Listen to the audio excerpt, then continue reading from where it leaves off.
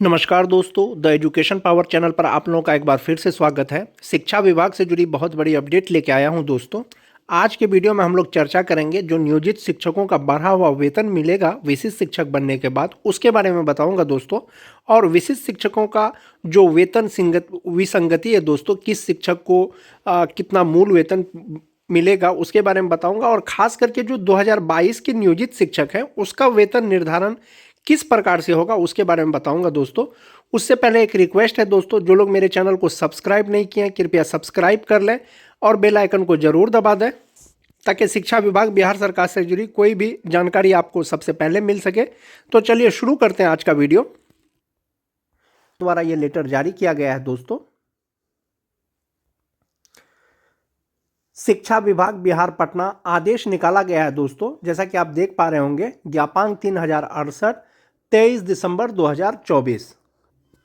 विभागीय संकल्प संख्या 1157 दिनांक 29 अगस्त 2020 के द्वारा पंचायती राज संस्थानों एवं नगर निकाय संस्थानों अंतर्गत कार्यरत शिक्षकों एवं पुस्तकालय अध्यक्षों के वेतन संरचना में सुधार करने के उद्देश्य से 1 अप्रैल 2021 को देय वेतन में 15% वृद्धि करने का निर्णय लिया गया। जैसा कि आप सभी जानते हैं, जो नियोजित हैं स्थानीय निकाय के शिक्षक हैं या पुस्तकालय अध्यक्ष हैं, 1 अप्रैल 2021 से 15% वेतन वृद्धि का निर्णय लिया गया था।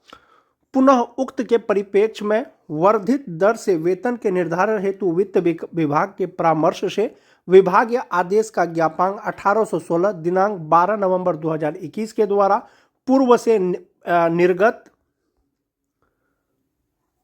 पे मैट्रिक्स को प्रतिस्थापित करते हुए 1 अप्रैल 2021 को वित्तीय लाभ अनुमान्य किया गया। जैसा कि सभी को वित्तीय लाभ भी अनुमान्य किया गया था।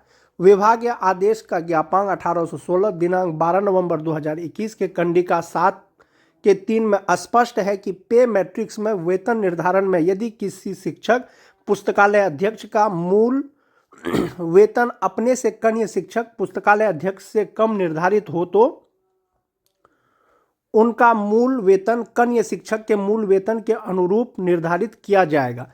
यानी कि जो ज्ञापांक 1816 और 12 नवंबर का लेटर था दोस्तों, उसके अनुसार ये हुआ कि कोई भी शिक्षक या पुस्तकालय अध्यक्ष पदस्थापित हैं, यदि उनका मूल वेतन किसी कन्या शिक्षक से या पुस्तकालय अध्यक्ष से कम है तो उसका वेतन जो है जो कन्या शिक्षक हैं या पुस्तकालय अध्यक्ष हैं उनके मूल वेतन के अनुरूप या उससे ज़्यादा निर्धारित किया जाएगा। अतः सभी संबंधित को निर्देश है कि उक्त के परिप्रेक्ष्य में कार्रवाई करना सुनिश्चित करें।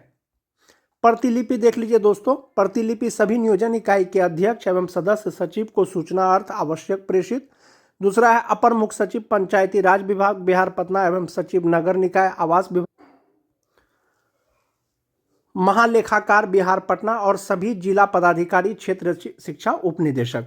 तो दोस्तों एक चीज मैं ये कहना चाहूँगा, वेतन विसंगति से मतलब है या शिक्षक पुस्तकालय अध्यक्ष जिसका मूल वेतन कन्या शिक्षक से कम है उसका मेन उद्देश्य है दोस्तों सीनियर और जूनियर का। खास करके जिसका मूल वेतन ज़्यादा होगा दोस्तों वही सीनियर होंगे, जिसका मूल वेतन कम होगा वो जूनियर होंगे। तो खास करके जो मेन यहाँ पॉइंट है दोस्तों फिटमेन मैट्रिक्स और पे प्रोटेक्शन के रिगार्डिंग है। जैसे कि मैं बात करूं जो 2022 के जो नियोजित शिक्षक हैं उसका मूल वेतन जो फिक्सेशन किया गया है, किसी जिला में 21,940 रुपया है, किसी जिला में 22,660 रुपया 22,600 रुपया है। तो यदि वे विशिष्ट शिक्षक बनते हैं तो उनका कम से कम मूल वेतन हो जाएगा 25,000 रुपया हो जाएगा। 25 रुपया हो जाएगा तो बीपीएससी TRE 1 के तहत जिनकी नियुक्ति हुई है दोस्तों 1 जनवरी से उनका मूल वेतन 25,750 रुपया हो जाएगा। तो राज्यकर्मी तो वो हैं, बीपीएससी शिक्षक राज्यकर्मी हैं, विशिष्ट शिक्षक भी राज्यकर्मी हो जाएंगे। यदि विशिष्ट शिक्षक को बीपीएससी शिक्षक से वरीय बनाना है, चूंकि पहले ज्वाइन किए हैं जाहिर सी बात है सीनियर होना चाहिए।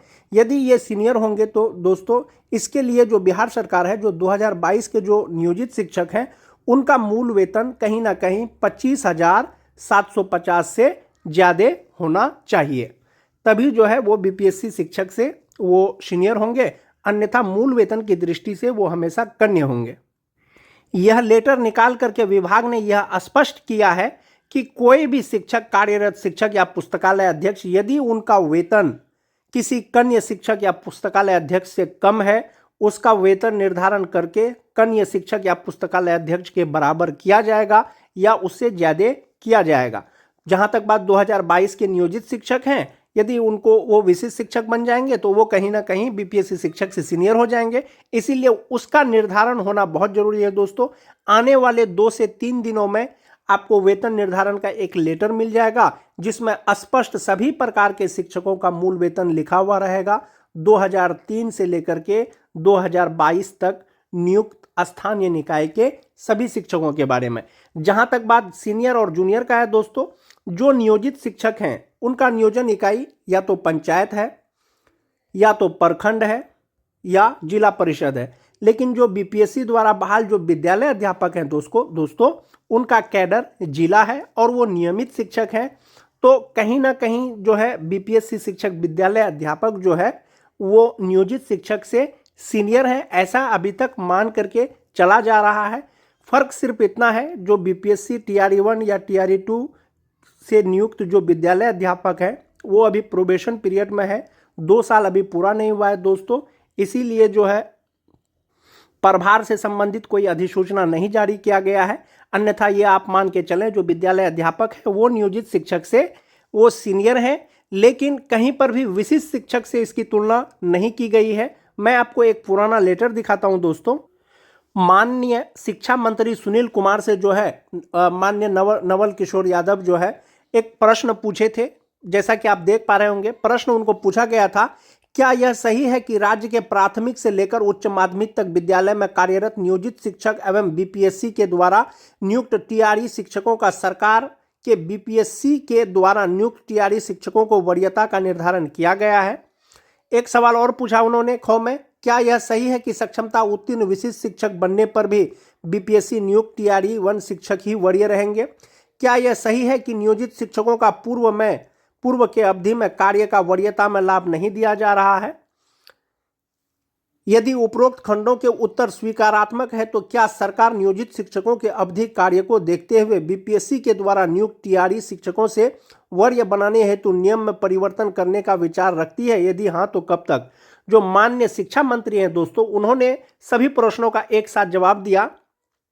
वस्तु स्थिति यह है कि बिहार राज्य विद्यालय अध्यापक नियुक्ति स्थानांतरण अनुशासनिक संशोधन नियमावली 2023 भारत के संविधान के अनुच्छेद 309 परंतु के अधीन प्रदत्त शक्तियों के तहत अधिसूचित किया गया है, यानी वो अधिसूचित किया गया है। इस नियमावली के तहत नियुक्त विद्यालय अध्यापक का संवर्ग राज्यकर्मी के श्रेणी के तहत होते हैं, यानी बीपीएससी द्वारा बहाल जो शिक्षक हैं दोस्तों वो राज्यकर्मी हैं, जबकि स्थानीय निकाय के शिक्षक की नियमावली भारत के संविधान के अनुच्छेद 243 के तहत अधिसूचित की गई है, जो राजकर्मी श्रेणी के तहत नहीं होते हैं।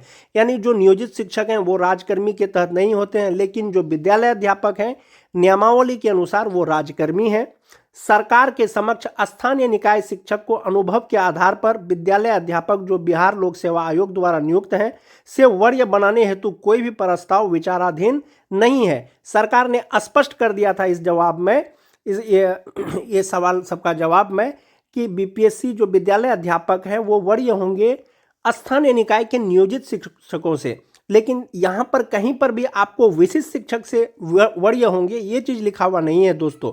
जहाँ तक बात फिटमेंट मैट्रिक्स का है, पेमेंट का है, तो मूल वेतन बहुत बड़ा फैक्टर होने वाला है दोस्तों सीनियर और जूनियर के कैटेगरी में, चाहे वो विद्यालय अध्यापक हो चाहे वो विशिष्ट शिक्षक हो, जो नियोजित शिक्षक सक्षमता पास करके जो राज्यकर्मी बनेंगे। जो नियोजित शिक्षक सक्षमता पास परीक्षा करके राज्यकर्मी बनेंगे, जो नियमावली 2023 का है दोस्तों 8.1 8.2 में स्पष्ट लिखा हुआ है कि विशिष्ट शिक्षक को जो है पूर्ण वेतन संरक्षण का लाभ मिलेगा। यानी उनका जो मूल वेतन अभी है, जब वो विशिष्ट शिक्षक बनेंगे तो उनका मूल वेतन कम नहीं होगा, लेकिन उनका वेतन का डिफरेंस सिर्फ और सिर्फ एनपीएस और ईपीएफ में होगा।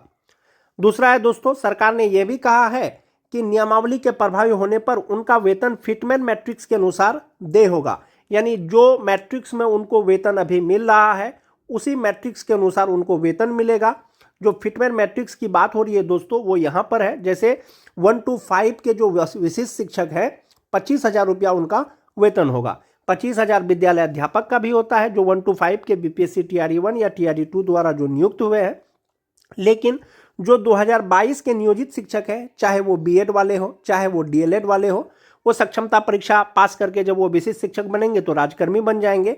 चूंकि वो 2022 में बहाल हुए हैं दोस्तों, स्वाभाविक है कि राजकर्मी बनने के बाद वो विद्यालय अध्यापक से सीनियर होंगे। यदि सरकार 2022 के नियोजित शिक्षकों को या कोई भी नियोजित शिक्षक जो विशिष्ट शिक्षक बनेंगे, यदि विद्यालय अध्यापक से उनको अगर सीनियर रखना है या सीनियर बनाना है तो सभी प्रकार के जो विशिष्ट शिक्षक होंगे दोस्तों 2003 से लेकर के 2022 तक बहाल, उनका मूल वेतन विद्यालय अध्यापक के शिक्षकों से जो है वो ज़्यादा होगा। 1 to 5 का 1 to 5 के साथ, 6 to 8 का 6 to 8 के साथ, 9-10 का 9-10 के साथ।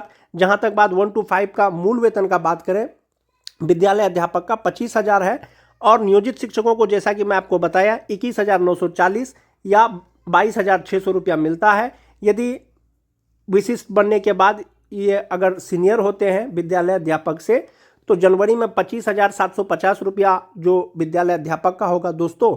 या तो नियोजित शिक्षकों का मूल वेतन चाहे वो किसी भी कैटेगरी के हो, चाहे वो 2022 के हो, चाहे वो 2016 के हो, चाहे वो 2013 के हो, यदि विद्यालय अध्यापक से, मैं यहाँ सिर्फ 1 to 5 की पहले बात कर रहा हूँ, यदि उनको विद्यालय अध्यापक से सीनियर बनाना है राजकर्मी के बाद तो किसी का भी मूल वेतन दोस्तों 25,750 से कम नहीं होगा। वेतन विसंगति से मतलब यही है कि मूल वेतन यदि किसी शिक्षक का कम है जूनियर शिक्षक से तो उसके बराबर कर देना है या उससे अगला वाला इंडेक्स उनको कर देना है। तो यही वो इंडेक्स है दोस्तों जिसके अनुरूप जो है शिक्षकों को वेतन मिलेगा। जैसा कि मैं पहले भी कई वीडियो में बता चुका हूं, जो नियोजित शिक्षक हैं 2003 के, उनका मूल वेतन अभी 30,420 रुपया है 2024 के अनुसार और इंडेक्स 13 के अनुसार मिल रहा है। इंडेक्स 13 के अनुसार यदि विशिष्ट शिक्षक का बात करें, अगर 13वां लेवल का उनको अगर मूल वेतन मिलेगा तो 35,640 रुपया मिलेगा जो फिटमैन मैट्रिक्स कहलाएगा।